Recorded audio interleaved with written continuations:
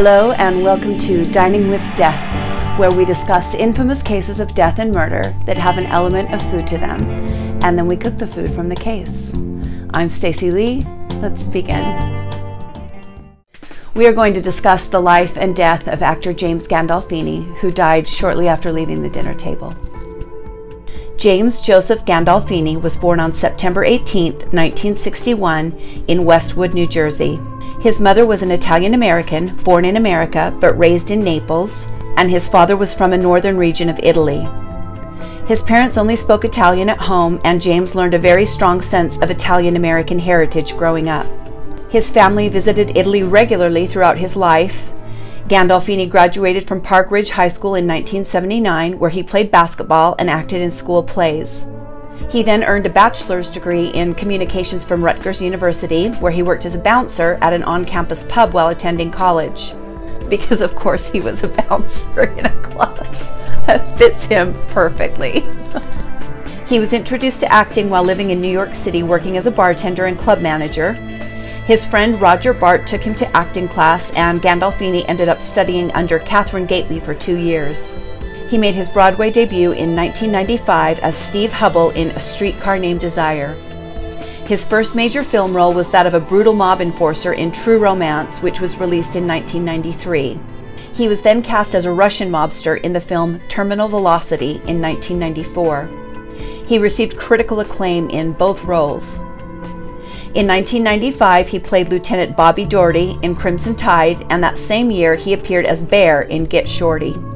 He was again cast as a mob enforcer in the film The Juror in 1996. The film didn't get great critical response, but as usual, Gandolfini's performance did. Producer David Chase had been pitching his idea for a show called The Sopranos to all of the major networks, and it was eventually picked up by HBO. Gandolfini was invited to audition for the lead role of Tony Soprano after casting director Susan Fitzgerald saw his performance in True Romance. Gandolfini was given the lead role ahead of Steven Van Zandt and Michael Rispoli. The television show debuted in 1999 and aired until 2007, with Gandolfini playing Tony Soprano throughout all 6 seasons. I am, as I'm sure a lot of you are, a huge fan of The Sopranos, and I think Carmela especially remains one of my favorite all-time TV characters, probably along with Junior. And of course Tony. It was the role of a generation. It defined TV for a very long time. Gandolfini received widespread critical acclaim, won 3 Emmys for lead actor in a drama series, and a Golden Globe for best actor in a television series drama. He was listed in Entertainment Weekly as the 42nd greatest TV icon of all time. I personally think he should be higher on that list. In the last seasons of The Sopranos, he was making $1 million an episode, making him one of television's highest paid actors. His work as Tony Soprano is considered one of the best performances in television history. During the Soprano years, Gandolfini appeared in more films like The Mexican with Brad Pitt and Romance and Cigarettes, produced by his friend John Turturro. He also appeared on Sesame Street in 2002 and on Saturday Night Live in 2004. After the finale of The Sopranos, Gandolfini helped found a production company called Attaboy Films. He made a film called Alive Day Memories, Home from Iraq, which focused on injured and Iraq War veterans and their devotion to America while discussing the physical and emotional costs of war. The film was nominated for an Emmy for Outstanding Documentary. Gandolfini returned to the stage in 2009 in Broadway's God of Carnage. He received a Tony Award nomination for Best Performance by a Leading Actor for the role, but lost to Jeffrey Rush. That same year, he played the mayor of New York in the remake of The Taking of Pelham 1, 2, 3.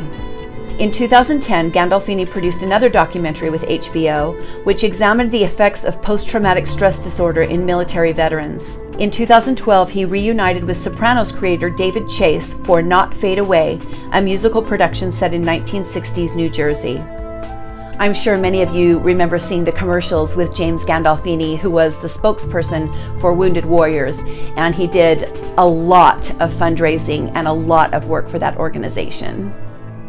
2 films were released after his death: Enough Said, a romantic comedy with Julia Louis-Dreyfus, and The Drop, a crime drama with Tom Hardy.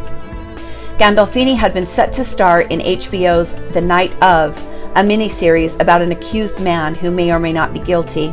After his death, John Turturro assumed the role in the production. Gandolfini married twice and fathered 2 children, Michael, who was born in 1999, and his mother is Gandolfini's first wife, Marcy Włodarski, and Liliana, his daughter, was born in 2012. Her mother is Gandolfini's second wife, Deborah Lynn. In June of 2013, Gandolfini was on a trip to Rome, what he called a boys' trip, with his 14-year-old son, Michael. Gandolfini was set to receive an award in Sicily a few days into the trip. On June 19th, they spent the day sightseeing in the sweltering heat of Rome. Gandolfini and his son dined on the patio of the hotel. Gandolfini had one of his trademark large meals, along with a lot of alcohol. After the meal, his son entered the hotel room at the Boscalo Excedra Hotel to find Gandolfini unconscious on the bathroom floor. Paramedics arrived with Gandolfini at the hospital at 10:40 p.m. They worked on him for over 30 minutes but could not revive him. He was pronounced dead 20 minutes after arriving at the hospital. An autopsy confirmed that he had died of a heart attack. He was only 51 years old. 51 is so young. That might sound old to a lot of you. I get that, but that's my husband's age, and I'm 50 now, and you have so much life left to live. I can't help but think of all the things that he would have done and all the roles he would have played and the good that he would have done through his charity work had he not been taken so soon.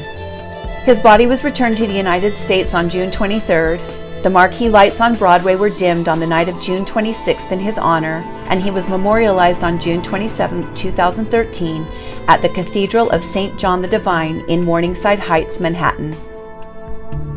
He was cremated and the ashes were given to his family.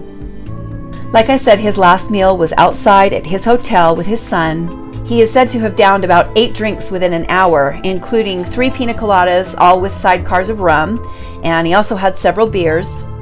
He ate 2 gigantic helpings of foie gras and 2 orders of fried prawns with a mayo chili dipping sauce. This guy knew how to live. I love it. I love everything about it. I love everything about him, and I love everything about that story.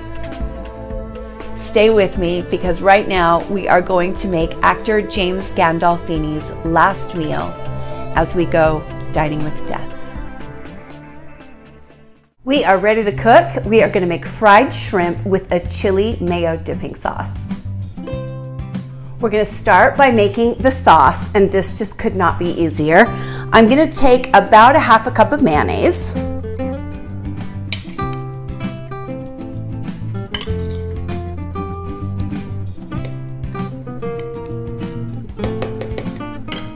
And I'm going to add chili sauce to that. This is that Thai chili sauce that you can get in the Asian section of your supermarket.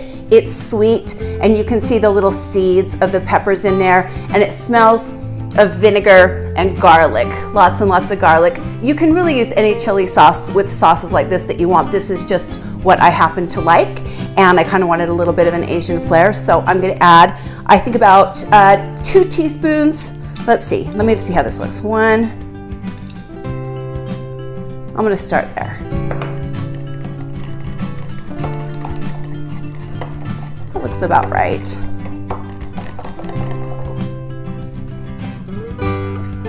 It needs more. It's okay to taste as you go. So that's going to be 3 teaspoons, about a tablespoon, somewhere around in there, of chili sauce. Like I said, this is so easy. I'm going to take 2 little lime wedges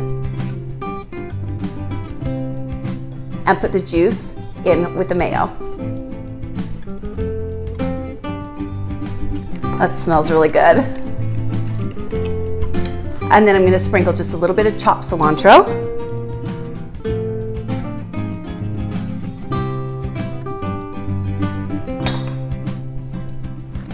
For some freshness and some green. Give that a taste. It's actually pretty good. It needs a little pepper. So I'm gonna add some fresh ground pepper to that. Probably about 1/8 of a teaspoon there. We'll taste again. I can use my finger because I'm the only one eating this.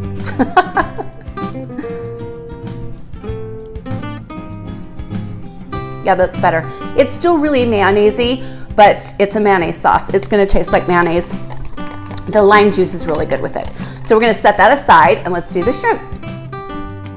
Okay, I've got a medium-sized stock pot here, and it's got about 3 inches of oil in the bottom. I'm just using vegetable oil. You can use really whatever you've got that's a mild oil, and we're gonna bring that to 350 degrees.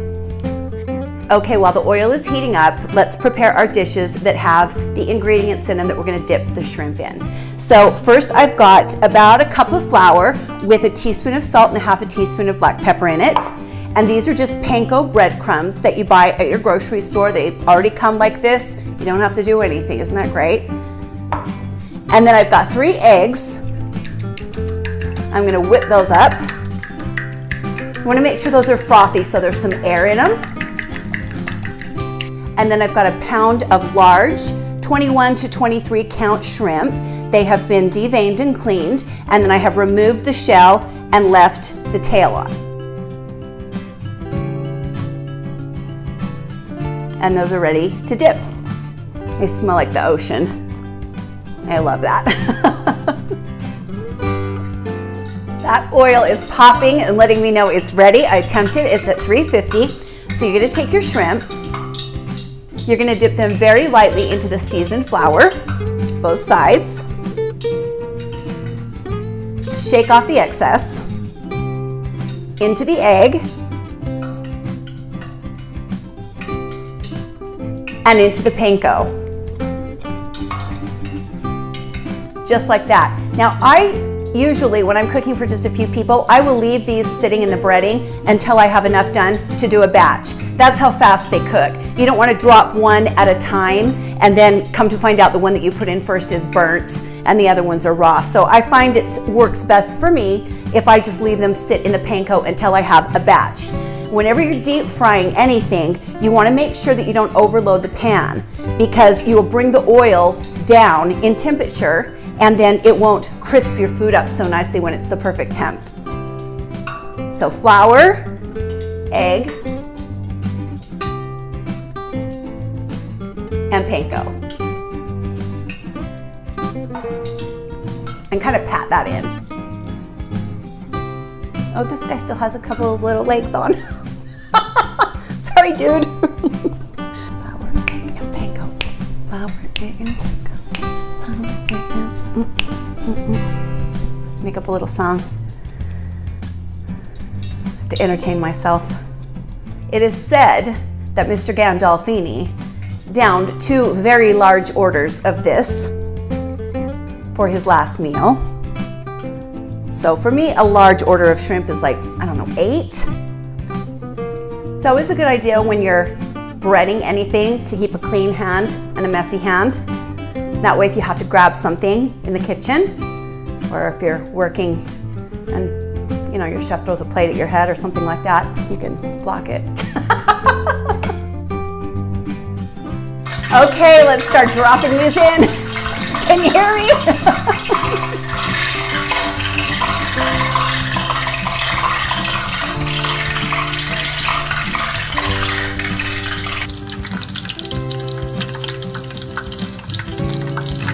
Panko breading tends to be a little bit lighter in color when it's done. So if you're used to working with, say, a beer batter, panko will not get as dark as that. So you want to make sure you're not waiting for that kind of darker brown color that you get with like a beer batter. Panko will not turn that color normally. Well, I guess unless you burn it.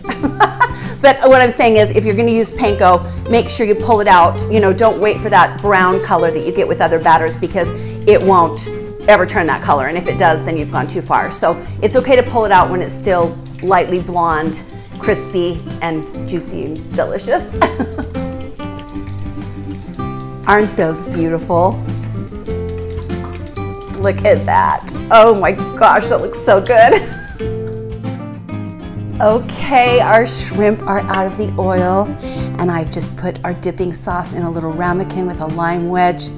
That looks pretty good. I can see why Mr. Tony Soprano himself chose this. I think a lot of people order fried shrimp when they go up. They don't make it at home a lot, and it's so easy.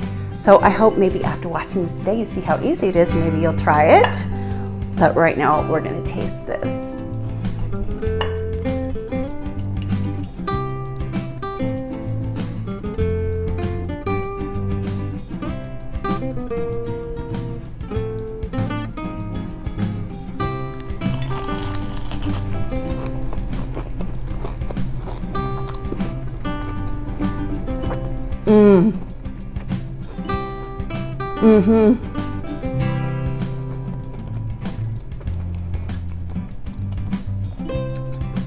That is really good. What surprised me was the sweetness of the panko. There's a kind of like a corn flavor almost, you know, that kind of sweetness, and it goes really, really well with the sweet chili sauce that's in the mayonnaise. And of course mayonnaise has a little bit of sweetness too, but that's actually really, really good. I'm gonna squeeze a little bit of lime on the next one because I like a little acid with everything.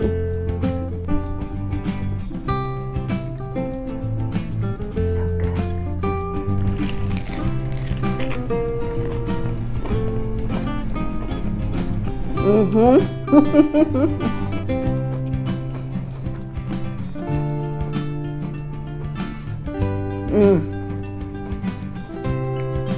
It's so crunchy.